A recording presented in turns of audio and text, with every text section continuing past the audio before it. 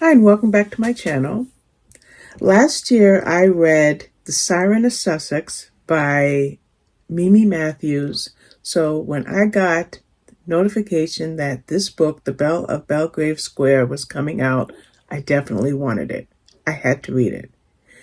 We have this book or this series set in the Victorian era, and you have, in this particular case, a London heiress, and she is an independent woman with some hangups. Okay. The first thing is we find out that all she wants to do with her life is to enjoy riding her horse, her prized horse, and reading as many books as she possibly can and just staying in the background. That's all she wants out of life. She doesn't want much. But here's the thing, her parents are very dependent on her for everything, for everything. They squash her. They don't give her many opportunities. Meanwhile, her name is Julia, by the way. We also have Jasper. Now, Jasper is former Army, and he has a reputation. He comes with a reputation for being a terrible, terrible man. But yet, Julia and Jasper, the socialite with some social anxiety, and then Jasper, the war hero, they strike a deal, a marriage of convenience. See, something happens where Jasper sees something so wrong in what's going on in Julia's life, and he aims to change that. Now, the thing is, there's no feelings between Julia and Jasper. In fact, all it is two people who need something.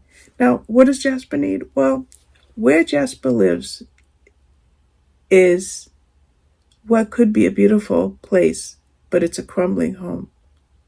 He needs funds, so he needs to marry an heiress. Well, guess what? He does marry an heiress. She comes with a huge dowry. But is it just going to be a marriage of convenience? And then Jasper has something else. Jasper has 3 children from a former mistress, and he's raising those children.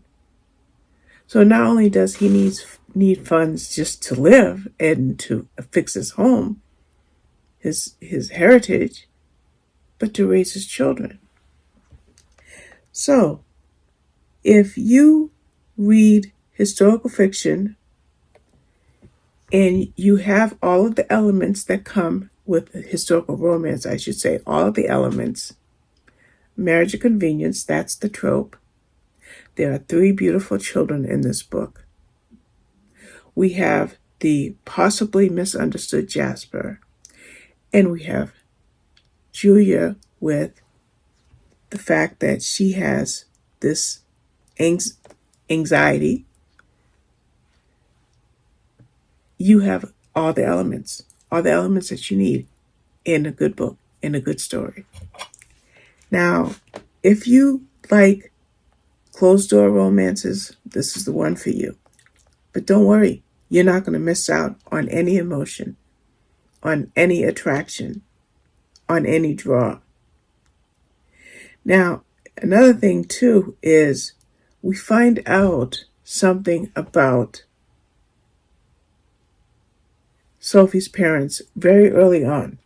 And it's because of her parents that she jumps into this opportunity with Jasper.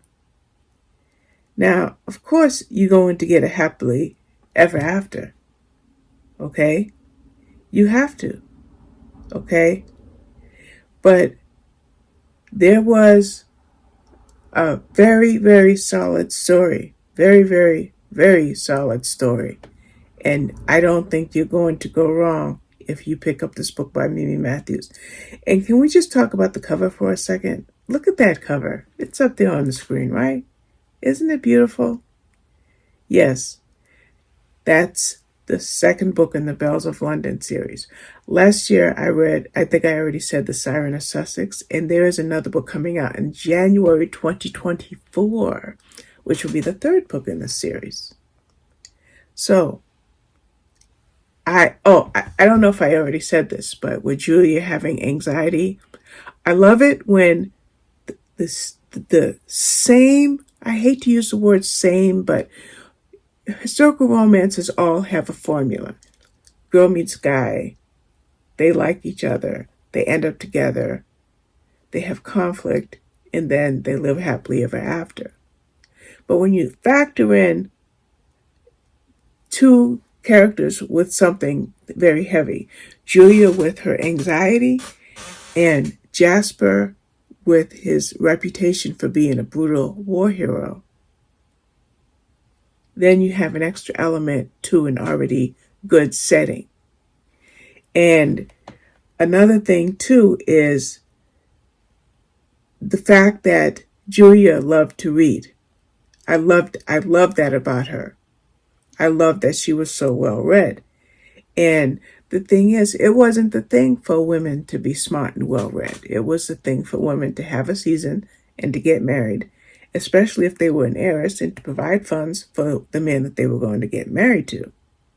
So if you like something warm, something comforting, something enjoyable, with characters you can really sink your teeth into and understand their motivations and see a side to them that makes them such worthy characters for a good book, then you can't go wrong with The Belle of Belgrave Square by Mimi Matthews. And by the way, this is a Berkeley publication, so it's not going to be on Kindle Unlimited. I think it's about, how much is this book? $10.99, but it's well worth it. And I'd say read the first book, although each story, at least book 1 and book 2, do not really connect, so they could very well be read as standalones. But if you like good, sweet romances, you're going to want to read both of them. Alrighty, thank you for watching. Bye-bye.